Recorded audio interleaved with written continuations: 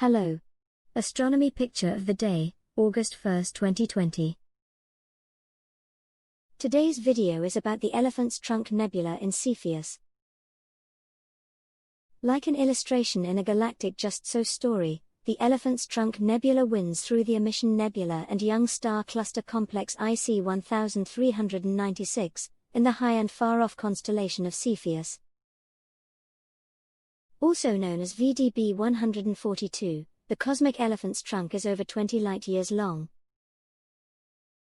This detailed close-up view was recorded through narrow-band filters that transmit the light from ionized hydrogen and oxygen atoms in the region. The resulting composite highlights the bright swept-back ridges that outline pockets of cool interstellar dust and gas. Such embedded, dark, tendril-shaped clouds contain the raw material for star formation and hide protostars within.